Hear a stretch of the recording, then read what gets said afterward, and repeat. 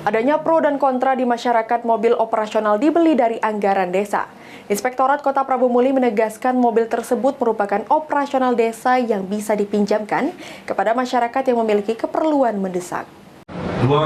Surat Menteri Dalam Negeri nomor Adanya 12 mobil operasional desa yang dibeli dari anggaran dana desa menjadi pro dan kontra di kalangan masyarakat Kota Prabu Muli.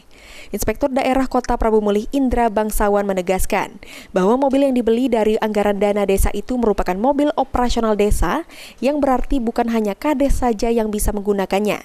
Namun masyarakat desa juga bisa meminjam jika dalam keadaan darurat seperti mengantar orang sakit untuk berobat. Ditambahkan Indra, mobil operasional desa itu akan segera dipasang stiker agar masyarakat mengetahui bahwa mobil itu milik pemerintah dan bisa digunakan oleh masyarakat desa selagi tidak mengganggu saat ada kegiatan pemerintah desa. Mobil operasional desa ini juga dalam pengawasan Inspektorat Kota Prabu Muli. Bakal dipasang stiker itu kan? Ada. Jadi salah satu contoh mobil dinas yang akan kita pasang, ini salah satu contohnya. Jadi nanti desanya desa apa gitu. Ini dipasang di bagian pintu. Di pintu depan, kiri kanan. Platnya plat merah. Tetap plat merah. Makanya jangan sampai katanya dipakai untuk kemana-kemana gitu kan.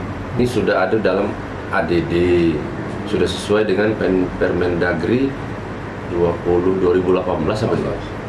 Nah, dan ini bukannya mobil pribadi kades.